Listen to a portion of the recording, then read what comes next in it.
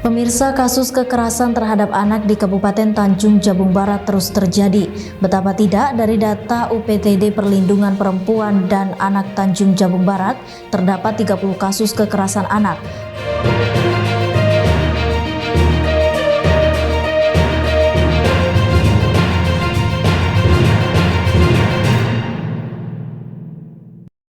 Selamat malam pemirsa, apa kabar Anda hari ini? BTV News kembali hadir menyapa Anda pada malam hari ini dengan menghadirkan sejumlah informasi terkini menarik dan inovatif serta berbagai peristiwa yang terjadi di dalam Provinsi Jambi. Bersama saya Lara Jingga dalam BTV News selengkapnya.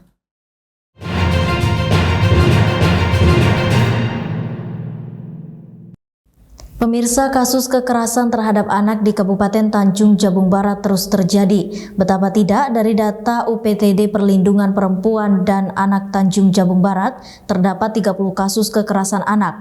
Jumlah tersebut dinilai cukup meningkat dibandingkan tahun sebelumnya di bulan yang sama.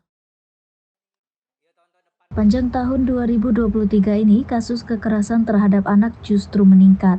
Terkait hal ini, pengawasan para orang tua terhadap anak mereka harus diperketat, baik dari segi pergaulan maupun media sosial dan handphone patut terus diawasi. Hal ini juga sebagai upaya pencegahan kekerasan terhadap anak karena setiap tahunnya kekerasan terhadap anak selalu terjadi.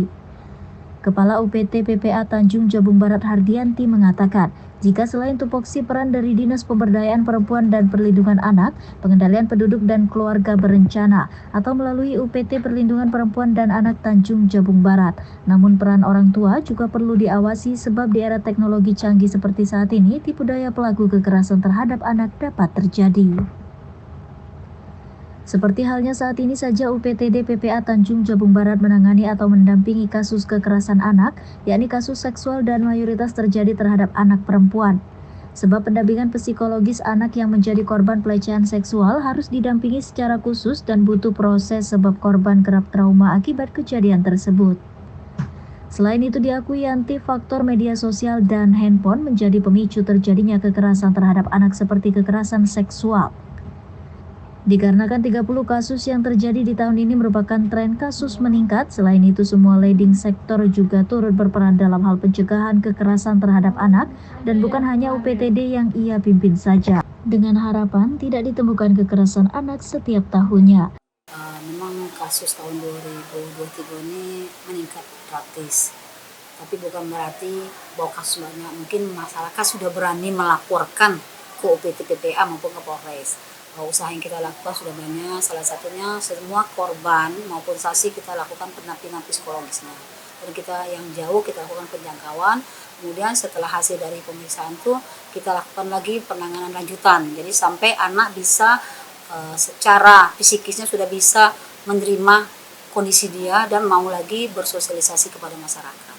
Jumlahnya mungkin berapa Bu kalau untuk hingga sampai Oktober ini ada hampir 30. Itu hampir 80% itu kasus kekerasan seksual.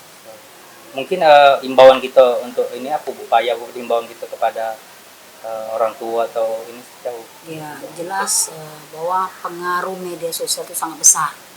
Bahwa anak-anak kurang kontrol dari orang tua sehingga mereka bebas untuk menggunakan media dan membuka konten-konten yang tidak benar, sehingga itu memacu mereka untuk melakukan hubungan di luar batas kewajaran secara agama Islam.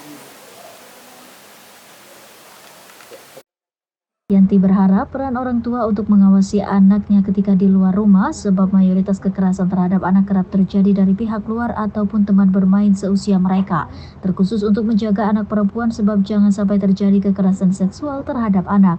Pasalnya tahun ini mayoritas kekerasan seksual dominan terjadi pada anak perempuan di bawah umur. Kontributor BTV Ari Yusuf melaporkan dari Kabupaten Tanjung Jabung Barat.